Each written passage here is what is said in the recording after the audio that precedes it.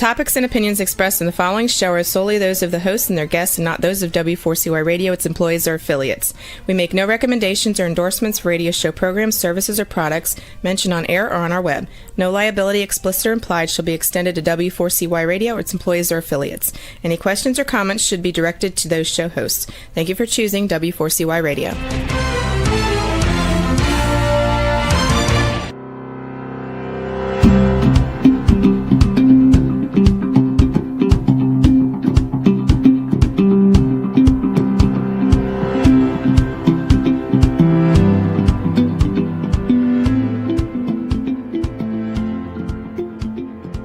Sports for kids in America began with what we affectionately called Sandlot Ball, where kids organized their own games, made their own rules, and played until the sun went down. Then came along parents. I'm gonna get you tonight because you let me down, brother. No, I'm not. You did. I don't give what you do to me. You let me down. I don't care if you're gonna play 100%. I'll get you, buddy. Cry about that. Pretty sad to see that kind of behavior by a parent, isn't it? It goes on all too often, but one of the things that you're probably saying, why you got a jacket on? Because I thought you were in Florida we are in Florida, but it's a little chilly this morning down here, but hey, you got to do what you got to do. But here's the thing, we've got a great show for you today, and one of the things that I wanted to do is I do a podcast for HuffPost, and I did it for a while, and then people would say, hey, can you answer this question, that question? And I would say, yeah. And so one of the questions was about competition. And I always remember when I was running a wrestling camp where we had a kid that came in and he just didn't need to be there. And he kept going, and the other kids were too tough, and the poor kid had a bad time. And his father came in one day and he said, hey, how is he doing? I said, he doesn't need to be here. You're just making life miserable for him. He said, well, I'm just trying to toughen him up for the neighborhood kids. And I said, it didn't work that way. So what I decided to do, I thought, rather than read what I did before, I thought maybe I'll just play it for you. So I'm going to ask Juan to put it on and watch and see what you see with this. And talk to the parents about being competitive and with your kid and whether they want to be there. So here's the video, or actually the audio. So listen in. So in my last blog, I did my best to try to tell you that, by nature, kids like to play. This time, it's why some kids like to compete. What's the difference, you say? I'll start by telling you one of the many stories in my youth sports diary. Maybe this will help some of you understand the difference. I received a call one day from a father asking my advice about his 6-year-old son playing t-ball. Here's how the conversation went. Fred, every time I pick my son up from baseball practice, the coach pulls me aside and says, I just want you to know that the whole time he is here, he is crying, saying that he hates baseball and wants to go home. So do you think I should make him stay and tough it out? To which I replied, you have to be kidding me. You are asking me whether you should abuse the kid. Obviously, it's not that he doesn't like baseball. He hates it. Get him out of the league and give him a list of the following to choose from: sports, drama, art, and music, and you'll see that sports, and especially competitive sports, are not his things. Now I'm writing this blog because I know a lot of you are saying that you think the father should have made him stay. I can hear it now. That's what's wrong with our society today. We're turning kids into a bunch of quitters and wimps. And to those of you who are saying it, let me ask you, would you keep your kid in piano lessons if the teacher said he hates playing the piano? Or how about if you enrolled him in an art class? In sports, I suspect that 90% of the kids who play t-ball didn't rush to their parents and say, please sign me up. Most parents just sign their kids up while saying to themselves, isn't it what every other parent does for their kids? I'm not saying that it's a bad thing to sign your kids up for sports. But the thing to keep foremost in your mind is, since this is a competitive activity, does my kid like Competition? The bottom line is that while all kids want to play, and I don't mean just sports, not all kids want to compete. To many, competition is not fun. And if it's not fun, then why make them do it? Competition in children's sports is having a contest between one team or another, and with competition comes rules, regulations, scoreboards, standings, and championships. It can either be awesome or ugly, and therein lies the problem in sports for children, particularly those below the age of 10. When adults lose sight of the fact that competition for children must first and foremost be enjoyable, challenging, and fun, then organized sports for children loses all its value. In today's world, we see children's sports mirroring games at the professional level. Several years ago, I met Gary Warner. Gary had written a book called Competition, and nowhere have I read a more in-depth description of the topic. Here are some of the most compelling things he had to say. 1. We are competing, not playing, when we must make sacrifices and commitments. 2. When we worry about defeat rather than fun, and when pressure and stress take over, then we cease to play. 3. It's perfectly all right to choose either play or competition as long as you know what you're choosing. 4. People who don't care about records choose to play. Those who chase records choose competition. 5. Winning the competition is the ultimate emotional release for the participant. It's an incredible feeling. It strikes the ego, fills one with pride. Throughout my career, as the founder of the National Alliance for Youth Sports, I've had numerous people write and call me about my stance against competition for children. Nothing could be further from the truth. As a former high school wrestler, I learned through competition how to persevere when things were down. I believe that competition, when played by the rules, instills young people with the values of fair play, sportsmanship, and ethics. Competition can build character traits in young people that will last a lifetime. These are the qualities we admire in people we live with, work with, and play with throughout our lives. Individuals with a competitive spirit are usually the leaders in every aspect of our society. So competition can be a positive thing, but only if we demand it be free of cheating, violence, and all the ugly occurrences we have seen for far too long.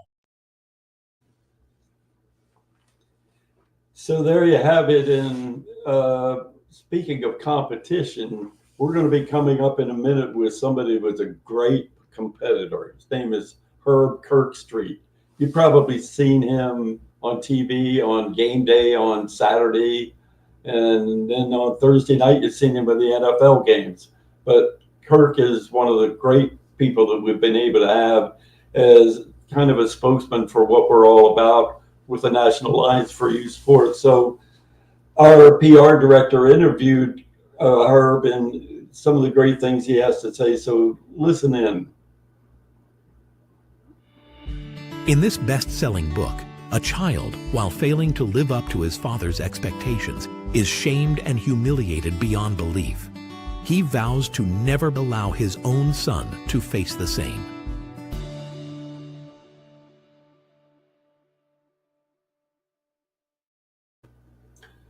So now we're going to hear from Herb and see what he and our PR director, Greg Bach, has to say and questions to him. So I think you're going to enjoy hearing. He's a great guy. I appreciate it. No, this is great. So just to briefly say, we work with youth groups around the country and all the U.S. military bases worldwide who run youth sports. So it's great to get insights from athletes and coaches on their youth sports journey. Yeah, that's great. So, awesome. So let me start with, for you, what do you hope readers take away from your book? Wow. I think more than anything, hopefully some of the stories resonate. Maybe I've heard back from a lot of people that, man, I can relate so much to what you went through, and it's cool to know that aspect of your life. I kind of know you in a different level, in a different way. And so I'm very hopeful that, I decided to be vulnerable and open up and talk about some personal things that I don't normally do. I don't, in the book, I talk about being an introvert and kind of a quiet person in my personal life. And it's not an easy thing for me to do. So it's a little scary to do that. And you just hope when you open up and talk about some things that the most flattering thing that you can hear back is not so much, hey, it was a great book, but man, I went through this in my life, or I went through that, and so thank you for telling your story. So that's my hope, because again, for people that aren't familiar with it, it's a book about football, obviously, and how football has impacted my life. It's a book about broadcasting and kind of how I got into that world. And it's also about just growing up as a kid and from a divorced family and how that impacted me. Was it a fun process to go back and look at your journey as a youth and how you've navigated your life to this point? I don't know if that part was fun. That was a little bit tough. I had a comfort level with the co-author Gene Wojciechowski, and so it allowed me. It's kind of like that movie Good Will Hunting with Matt Damon and Robin Williams. The first couple times they got together, it was like Robin Williams just sitting there and Matt Damon just sitting there. It was a little bit like that initially, and then as time went on, I got more and more comfortable. Like I said, a lot of that stuff I can compartmentalize emotionally to protect myself, and just hadn't really gone there and thought about it. And so to kind of relive some of that, because he had talked with my mom about it, it was I don't know about fun, but it was therapeutic in some ways, just to be able to talk about it. And I learned to really feel comfortable and trust Gene, which made it a lot easier to do that. Obviously, you played a bunch of sports growing up. Why football? Why'd that tug at your heart? Well, you're right. I loved them all. Baseball, especially, was probably the sport that came most naturally to me. But football, I think, initially I loved it. I mean, I grew up, I didn't need to be told to go play. I just loved playing on my own. Back in those days when I grew up, we played in the backyard. The parents didn't have to set up a play date. It was us in the backyard. And depending on the time of the year, we had about 15 or 20 kids in my neighborhood. It was football, it was baseball, it was wiffle ball, it was pickle, it was hockey. And we played everything you could think, freeze tag. I mean, Foursquare, got our big wheels out. We're in a creek. So we did everything, year round, and we didn't have video games or computers or phones. And so that's what we did. And I just gravitated to football because I was pretty good at it. So, when you're good at something, you kind of enjoy it. And I just loved the concept of it. I love the team concept of it. And I finally started to play organized football in fifth grade. When you look back at the youth coaches you had on your journey, like what type of impact did they have on you and your development as not only an athlete, but as a person? That's huge. I think all through my growth and development, my coaches were very, very important to me because it was another voice besides my parents of reiterating core values of hard work and being a good teammate and getting knocked down and getting back up, and it's okay to get knocked down. Just all those things that I live my life by.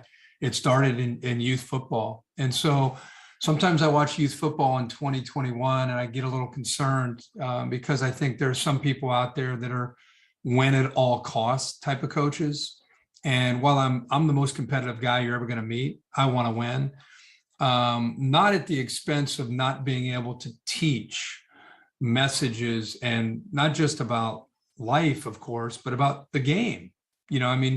Kids learn about the game and they fall in love with the game by who they're around early in their lives. And if you're all about just get out, get him in there, if that's your style, you're going to turn a kid off, and he's probably not going to come out for football in 7th grade or 8th grade.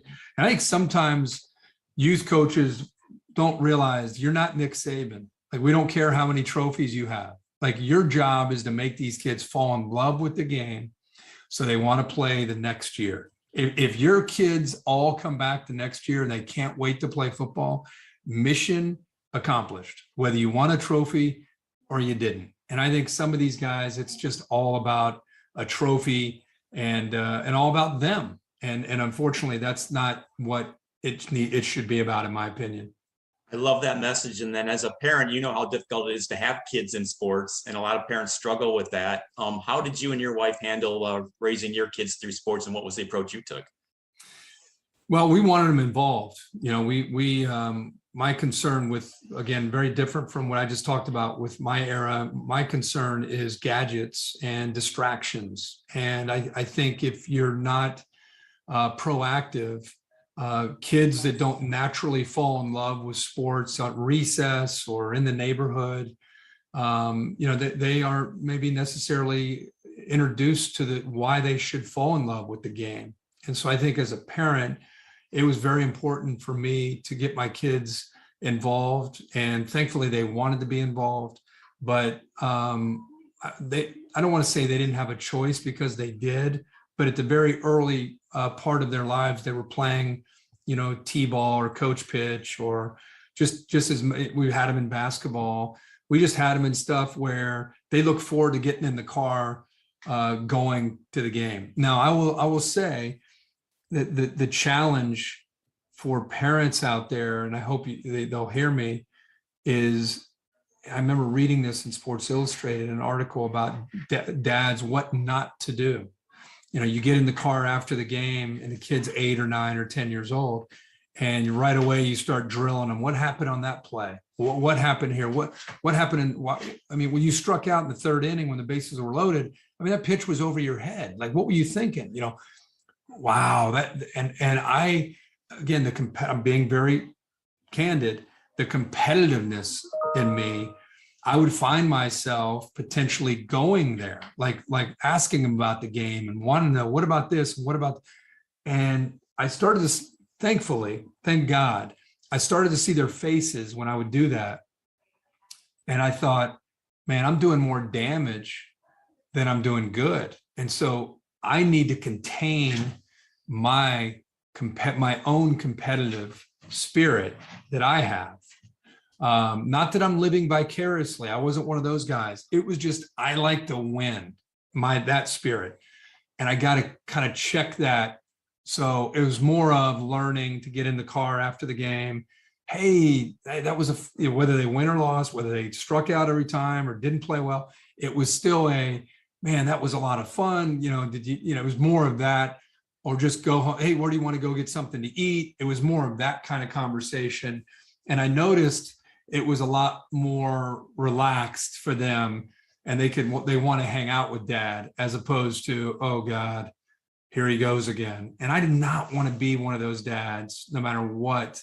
I wanted my kids to want to share with me, whether it was good or bad. And I didn't want them to have to feel like they could only share with me when they hit a home run or they scored a touchdown or it was all good. I wanted to be their buddy, like their life coach, not their football coach. But I learned that through trial and error. That's why I'm so emphatic about trying to help dads not make some of the mistakes I made when my boys were really young. In the book, you talk about the importance of kids playing a variety of sports growing up. Like, how important was that in your development to make it to be a college football player, and how important was it for your kids to experience variety? That's another, epidemic I feel like is parents are doing. I call it almost the Earl Wood syndrome, where they see the video of Tiger when he's 2 years old and he hits a golf ball, and they're like, oh my God, I'm going to do that to my son. And then you have these coaches that are all about specializing. Well, if you want to be on my basketball team, we're working in the off season. We're working throughout all the summer and the spring. Like, if you want to make my team, you better be all in. And there's somewhat of a keeping up with the Joneses mentality. And I get it. Again, I lived this. So I even though I knew better, I would fall in line as a young parent, thinking, looking around at everyone else doing it. If I don't do it, my kid's going to get left behind. So you really got to research this, try to get around great coaches. I'm a huge advocate of playing other sports, because the main reason is when I talk with these college coaches, whether it's Nick Saban, Pete Carroll, I've talked with about this, Jim Tressel, Urban Meyer, you name it, any coach, all of them want multi-sport high school athletes. because they feel that they become a well-rounded athlete by playing and participating in other sports. Example in football is, I can't tell you how many coaches I talk to or say, guys can't catch, guys can't track a football. You know, when we were all kids, we're playing baseball in the spring. You'd be amazed if you're a good center fielder, chances are you're a good receiver or you're a good defensive back. He's like, we have to start from ground zero of showing guys how to track a football because they haven't done it enough. And so it's amazing how these sports cross over to one another. And eventually maybe you settle in on one sport and you see how far you can go with it. But I'm a big fan of multi-sport athletes, and would encourage all the parents out there to try to get your kids to play in other sports. The other thing, one sidebar, is I don't know when this happened, but it used to be in youth sports, your team was blue, my team was red, the other team was yellow. We're all going to get a Coke. We're all sprinting to the concession stand to get a drink after the game, no matter who won. Now everything's travel. Everyone's got 12 uniforms. Dad's expectations are, I don't hope my kid's going to be a first rounder. I know my kid's going to be a first rounder. And if a coach gets in his way, we're going to get on a different team. If an umpire or a referee gets in, makes calls against my son, we're going to go after the ref. We're going to go after the opposing coach. It's because everybody has these new expectations of, my kid's special, my kid's going to the NFL, my kid's going to the NBA, my kid's going to the MLB. And it's like, no, they're not. Like, enjoy the ride while you can. Enjoy just the wins, the losses, just the whole experience. And I'm not saying, hey, make it fun. Who cares who wins? Because again, I want to win, but just come down a notch or two on your realistic expectations of your kid, because 99% of them aren't going to go Power 5, aren't going to go to into the NFL. And I feel like sometimes these dads are pushing their kid with the expectations of making it. And long-term, that's going to negatively impact your relationship with your son when he's in his 20s, in his 30s, and, you want to have a great relationship with him. That's great. Just last two questions. One, a lot of parents try to protect their kids from rough patches and failure, but you talk about in the book about your struggles at Ohio State those first few years. Like, how valuable was that to go through some rough patches, and how you've emerged better for going through it? Yeah, I mean, it's once you get through it, it's 10, 20, 30 years later, it's great to look back at it and say, man, even though I hated going through that, wow, it shaped me and molded me into the person that I became. And as a dad, oh my gosh, there's nothing more painful to watch your kids fail and to watch them go through tough times. But I would encourage you, I feel like we're in a generation of parenting where we try to avoid failing, our kids failing, try to avoid any kind of bad teacher. Again, get them out of that class. It's the teacher's fault. Let them go through struggle. Let them go through growing opportunities. Because look in your own life. Do you feel like you grew more as a person when you succeeded in life? Or do you feel like you grew and developed and learned more when you failed in life? So I've just learned through my own failures that as much as it's hurt me to watch my kids go through tough times, as long as I'm there for them, loving them, supporting them, telling them it's okay, just kind of, hey, get knocked down, let's help them get back up, not fix the problem, but like just try to encourage them. I think that's so rewarding long-term. Tough to go through in the immediate, but such a reward long-term. Love that message. And then just to get you out on this, like, how much fun is it to do the job that you do and on the eve of a college football season, to look forward to what's going to be coming up in the next few months for you? Well, for me, I mean, I could literally like shoot it into my veins. Like I love what I do. I talk about that in the book. It never gets old. I love the storylines. I love the players. I love making it about the players and making it about the coaches and making it about the storylines and not making it about me. And so I just have a love affair with college football, the pageantry, the history, the traditions of it. It never gets old. And if it ever does get old, then I'll probably have to find something else to do. But as I'm talking to you right now, I just got off a Zoom with College Game Day, and we're talking about week 1 and the different games. And I'm already like pumped, getting ready to go. That's awesome. Is there anything else that we should mention about the book that you'd want people to know about? No, it's out there. You can find the audiobook if you just go search through audiobooks, and obviously you can find it at Amazon or Barnes and Noble or any local bookstore. So just hope people, again, if they are interested or they like to read, if they pick it up, I just hope that it's something that can make them feel like, you know what, like I said, I can relate to a lot of these stories, and I've been through my own trials and tribulations. So I appreciate this book. That's my hope anyway. Well, this will be great to share with all the groups around the country. So I really appreciate your insights. This will be good stuff. You got it, Greg. Thanks very much. All right. Thank you, sir. Have a good day. You too. All right. Goodbye. What a great interview. You know, I was sitting here listening to that and watching Herb talk about his kids and everything, thinking, wow, wouldn't it be great if every parent in America watched this and heard what he had to say? I mean, just terrific. He mentioned one thing about parents and their behavior towards their kids and putting them down for things, and then later on how it affected them. I was playing golf one day, and the superintendent at the golf course said to me, "So what do you guys do with the National Alliance for Youth Sports?" And I said, "Well, our aim is to try to educate parents and coaches on the same kind of thing that Herb's talking about." And I got finished telling him about it. He said, "You know, I'm one of those people that you're trying to deal with, and the results of what happened." I said, "What did happen?" He said, "When I was playing Little League Baseball, my father would come to every game. He'd scream and yell at me and do like Herb was talking about. We'd get in the car and we'd go home and whatnot. And it just affected me so much that eventually we got in an argument. And I mean a real argument. And I didn't speak to him. And he didn't speak to me. And he said, you know how long that was? 10 years we never spoke. And finally he came back and apologized to me and said, I know I was rough on you and I want to apologize." But he pointed to me, he said, "That's what happens to so many kids out there that go through this." So it's great for our organization to be able to have somebody like Herb Kerkstreit and others.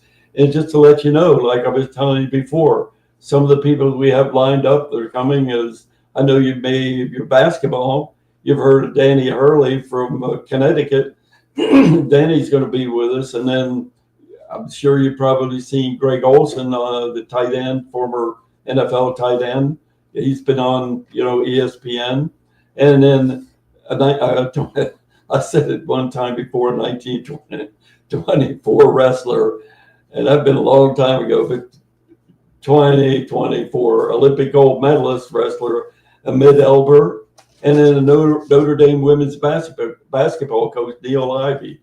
So those are some of the people that the National Alliance for Youth Sports and our PR director that you just saw there, Greg, is interviewing these people, giving advice out there all the time, which we're trying to get to parents across America. So with that, I want to thank you for tuning in on this Friday morning, and I hope to see you next Friday morning. This program is sponsored by Sir Durf Publishing in the interest for better sports for kids, better kids for life. In this best-selling book, a child, while failing to live up to his father's expectations, is shamed and humiliated beyond belief. He vows to never allow his own son to face the same.